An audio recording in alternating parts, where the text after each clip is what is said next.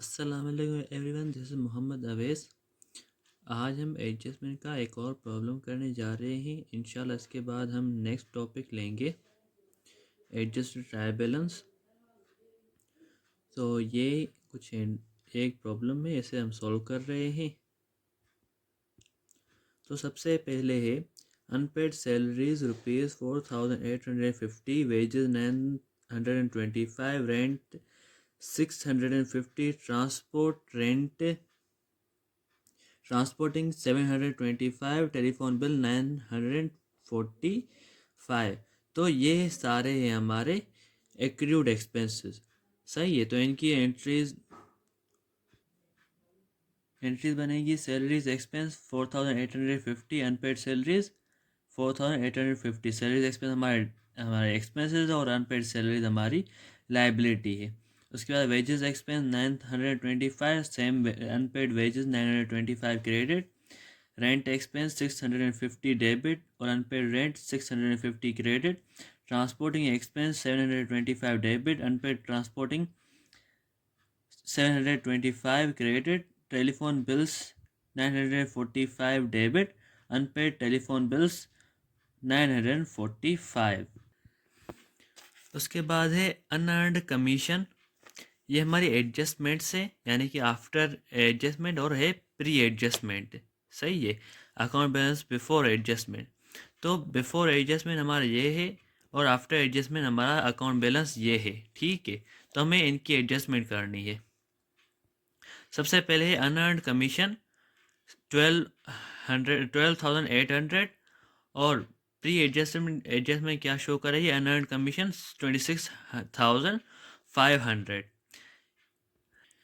यानी कि 26,500 हमारे पहले लाइबिलिटी थी। ठीक है, ये पहली लाइबिलिटी है। उसके बाद यानी कि आफ्टर एडजस्टमेंट हमारी लाइबिलिटी कितनी है?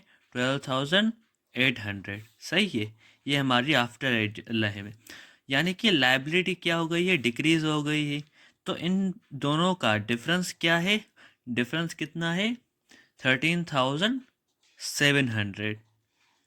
यानी कि हमारी एडजस्टमेंट किसकी बनेगी? इस एंड की बनेगी 13,700 की। तो ये हो गई हमारी पहली एडजस्टमेंट, सॉरी सेकंड वन। उसके बाद है सबलेटिंग रेंट 7,200 और subletting rent income 28,000। Subletting rent बोलते हैं जब हम अपनी बिल्डिंग या ऑफिस का कोई पोर्शन एक रेंट पर दें। ठीक है, टू लेट का आपने बोर्ड देखा होगा, जो टू लेट लिखा होता है। सही है, यानी कि अवेलेबल फॉर रेंट। सही है, ये उसी का है। सब लेटिंग, सब यानी कि हाफ। ठीक है, सब लेटिंग यानी कि एक पोर्शन रेंट पर देने के लिए। सही है, तो सबलेटिंग रेंट हमारी कितनी है? 7,200 और प्री एडजस्टमेंट की कितनी शो कर रही है?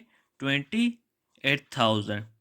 यानी कि ये हमारी रेंट है और ये हमें पहले ही मिल चुके होंगे। सही है, तो हमारी अनअर्नड कितनी है? ये हमारी अर्नड हो गई। ठीक है, ये प्री अनअर्नड हो गई। तो करंट अनअर्नड कितनी है? 20,800। सही है, तो ये हमारी सेकंड अनअर्नड हो गई ये। तो एंट्री किसकी बनेगी? 20,800 की। यानी कि सॉरी, ये इस तरह नहीं होगा। अब इस तरह क्यों नहीं होगा? हमारी पहले कितनी है? 28,000 हमारी सबलेटिंग रेंट है। ठीक है, यानी कि ये कितनी क्या है? हमारी अनअर्नड है। ये हमें आ रही अनअर्नड। अब हमने अर्न कितनी की है? 2,700। सही है, ये हमने क्या कर ली? अर्न कर ली। अब ये हमारी लाइबिलिटी है, ये हमारा रेवेन्यू है। लाइबिलिटी क्या हो गई है? कम हो गई है। ठीक है, और हमारा रेवेन्यू इंक्रीज हो गया है। सही है, कितना इंक्रीज और डिक्रीज हुआ है? 7,200 से। मैंने आपको पहले बता चुका हूँ, एडजस्टमेंट में हम डिफरेंसेस लिखते हैं, क्या कितना बढ़ा है और कितना कम हुआ है, ठीक है। तो 7,200 हमारी लायबिलिटी कम हो गई और हमारा रेवेन्यू बढ़ गया, तो एडजस्टमेंट किसकी बनेगी? 7,200 की। अगर हम इसकी एडजस्टमेंट करते तो इसकी एडजस्टमेंट किस तरह होती? अगर हम सपोज पहले ही हमारा अनअर्नड है, अनअर्नड कितना है? 28,000 है, सही है। उसके बाद फिर हमारी अनअर्नड क्या हो जाती? 20,800। तो ये तो हमारी टोटल लाइबिलिटी तो बढ़ जाती ना, लाइबिलिटी जबकि कम हुई है। तो यानी कि 7,200 की एंट्री बनेगी। अब उसके बाद है अनअर्नड सर्विस रेवेन्यू 9,800 और सर्विस रेवेन्यू 34,550 यानी कि ये ऑब्वियस है, अनअर्नड की एंट्री बनेगी 9,800 की, सही है। उसके बाद है प्रीपेड इंश्योरेंस 2,200 और प्रीपेड इंश्योरेंस बिफोर एडजस्टमेंट 6,600। अब यहाँ प्रीपेड इंश्योरेंस है 2,200 और प्रीपेड क्या शो कर रही है? प्री एडजस्टमेंट 6,600, यानी कि 4,400 हमारी एक्सपेंस हो गई है। तो एंट्री किसकी बनेगी? 4,400 की। उसके बाद है एडवर्टाइजिंग एक्सपेंस 3,500 और एडवर्टाइजिंग एक्सपेंस 7,500, यानी कि ये हमने पहले दे दिया। अब यहाँ दोनों में एक्सपेंसेस के अकाउंट दिए गए हैं, प्रीपेड एडवर्टाइजिंग एक्सपेंस और यहाँ भी एडवर्टाइजिंग एक्सपेंस है, सही है। तो हमारे एडवर्टाइजिंग एक्सपेंस कितने हुए? 3,500 और पहले हमारे कितने थे? 7,500, मगर हमारे 4,000 बच्चे हुए हैं, सही है। यानी कि हमें 7,500 पहले दिए थे, जिसमें से कंज्यूम कितने हुए हैं? 3,500, यानी कि 4,000 अभी भी बच गए हैं। अब प्रीपेड का अकाउंट यहाँ नहीं है। अगर यहाँ प्रीपेड का अकाउंट होता तो हम इसको रिकॉर्ड करते, बट यहाँ दोनों एक्सपेंस के अकाउंट है, तो हम यहाँ प्रीपेड का अकाउंट रिकॉर्ड करेंगे। यानी कि 4,000 जो हमारे बच गए हैं, हम उसकी एडजस्टमेंट बनाएंगे। यानी कि 4,000 हमारी प्रीपेड एडवर्टाइजिंग होगी और हमारी एडवर्टाइजिंग एक्सपेंस कम होगी 4,000 से, सही है। और उसके बाद है office supplies unused and office supplies 2,750, जैसा कि मैंने यहाँ ऊपर समझाया। अब यहाँ अनयूज्ड है, ठीक है, 900 और यहाँ ऑफिस सप्लाइज टोटल है, तो यहाँ हम यूज्ड को कंसीडर करेंगे। तो यूज कितनी हुई है? यूज़ हुई है 1,850 की, यानी कि 1,850 जो यूज़ हुई है हम उसकी एंट्री बनाएंगे। अगर यहाँ दोनों में यूज्ड की एंट्रीज होती तो हम जो अनयूज हुई है वो हम बनाते। अगर यहाँ दोनों यहाँ अनयूज्ड है एंट्री, तो हम यूज्ड की एंट्री बनाएंगे। अगर इसमें बहुत से कन्फ्यूजन होती है बहुत से लोगों को, ये कन्फ्यूजन और भी आपकी ज़्यादा दूर हो जाएगी जब हम एडजस्टेड ट्रायल बैलेंस बनाएंगे, तो उसमें आपकी ये कन्फ्यूजन और भी ज़्यादा दूर हो जाएगी। बट एक यहाँ चीज़ समझ लीजिए कि ये कुछ डीप बातें होती हैं। जिस तरह हमारे जो 2,750 की एंट्री ऊपर बनी हुई है ये, तो इसकी एंट्री किस तरह हुई होगी? ऑफिस सप्लाईज आए, ठीक है, किस पर आई होगी? कैश पर आई होगी 2,750 की, सही है। अनयूज्ड की किस तरह होगी? अनयूज्ड ऑफिस सप्लाईज, ठीक है, अनयूज ऑफिस सप्लाईज कितनी है? 900 की है। और अन ऑफिस सप्लाईज एक्सपेंस हमारे क्रेडिट में है 900, यानी कि हमारे एक्सपेंस नहीं हुए हैं, सही है। अब एडजस्टमेंट के बाद हम करते क्या हैं? एडजस्टमेंट के बाद एक एडजस्टेड ट्रायल बैलेंस बनता है। एडजस्टेड ट्रायल बैलेंस बनता है, उसमें होता क्या है कि जो सेम अकाउंट्स होते हैं ना, ठीक है, सेम अकाउंट्स अपोजिट साइड के, यानी कि अगर एक अकाउंट डेबिट का है और दूसरा सेम उसी का क्रेडिट का है तो वो प्लस माइनस हो जाते हैं। ठीक है, प्लस माइनस होकर जो जो नेट वैल्यू होता है वो होता है, वो हम लिखते हैं। और जो दोनों डेबिट होते हैं तो हम दोनों को प्लस कर देते हैं, अगर दोनों क्रेडिट होते हैं तो दोनों को प्लस करके क्रेडिट साइड में लिखते हैं। सही है। अब होता क्या है कि हम ट्रायल बैलेंस क्या शो करता है, आपकी करंट इक्विटी क्या है। सही है। अब करंट इक्विटी भी जब आपको बताएगा 2750 आपकी आपने ऑफिस सप्लाई ली थी, ठीक है, आपने 900 की आपके पास पड़ी हुई है, ठीक है, और आपने कंज्यूम कितनी की है, 1850 की।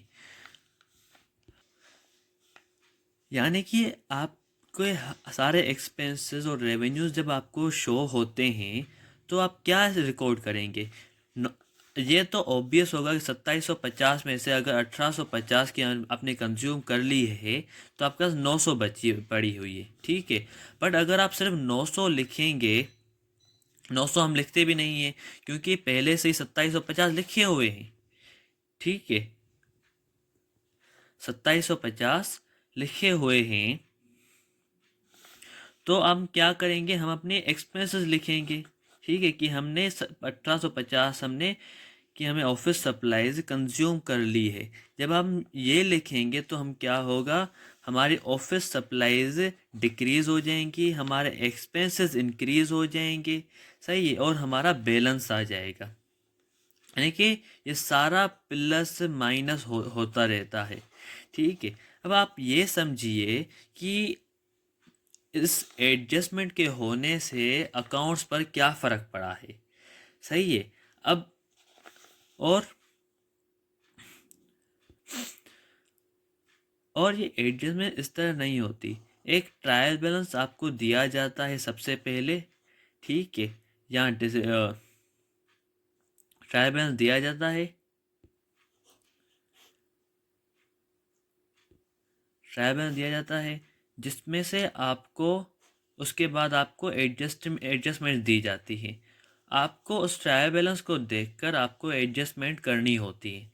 अब एडजस्टमेंट आप किस तरह करते हैं, हम अपने प्लस माइनस देखते हैं कि कौन सा अकाउंट प्लस होगा, कौन सा माइनस होगा, कौन सा इसकी अपोजिट में जाएगा तो वो वहाँ से कट हो जाए। सही है। यानी कि आपको एक डीप थिंकिंग रखनी होगी कि आपको किस तरह रखे एडजस्टमेंट करनी होती है, ये अगर आपको सही समझना है। तो इनकी एंट्री किस तरह होंगी, इन सब की मैं आपको सही से दिखा देता हूँ। Unearned commission income 13,700, commission income से 13,700, अनअर्न्ड सबलेटिंग 7,200, सबलेटिंग रेंट 7,200, ये हमारा रेवेन्यू और ये हमारी लाइबिलिटी कम हो गई।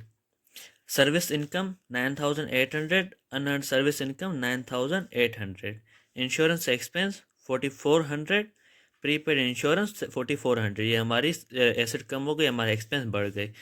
उसके बाद है prepaid advertising 4,000, advertising expense 4,000, office supplies expense 1,850, office supplies हमारे एसेट कम हो गए 1,850। ये इस प्रॉब्लम की आखिरी 3 एंट्रीज है, ये देख लें। अब यहाँ क्या लिखा है, provide allowance for uncollectable 1% of net sales. क्या है नेट सेल्स, अगर सिर्फ सेल्स लिखा हुआ होता तो हम सिर्फ सेल्स को देखते, यहाँ नेट सेल्स लिखा हुआ है। Where account balance are sales 89,500 and sales return allowance 44,500, net sales है, यानी कि हम इसको इसमें से माइनस करके फिर हम अपनी 1% उसका निकालेंगे। अगर सिर्फ सेल्स लिखा हुआ होता तो हम इसका 1% निकालेंगे, ठीक है। तो किसका 85,000 का हम 1% निकालेंगे जो कि बनेगा 850। उसके बाद है estimated depreciation on office furniture 10%, costing rupees 85,000, office machine 12.5% costing 155,000, sales machine 15% costing rupees 280,000, service rendered but not received 12,340। तो अनकलेक्टेबल जो कि सेल्स पर थी 850, allowance for uncollectible 850, depreciation expense on office furniture 8,500, ठीक है। और accumulated depreciation 8,500. Depreciation on office machine 19,375. Accumulated depreciation 19,375. Depreciation expense on sales machine 44,000. Accumulated depreciation 44,000. और आखिरी सर्विस रेवेन्यू रिसीवेबल 12,340 और सर्विस इनकम 12,340. तो गाइस ये था एक प्रॉब्लम जो हमने सॉल्व किया एडजस्टमेंट का. ये कुछ और प्रॉब्लम्स हैं जो आपकी आप प्रैक्टिस कर सकते हैं. इंशाल्लाह नेक्स्ट लेक्चर में एक नए टॉपिक के साथ हाज़िर होंगे. तब तक के लिए अल्लाह हाफ़िज़.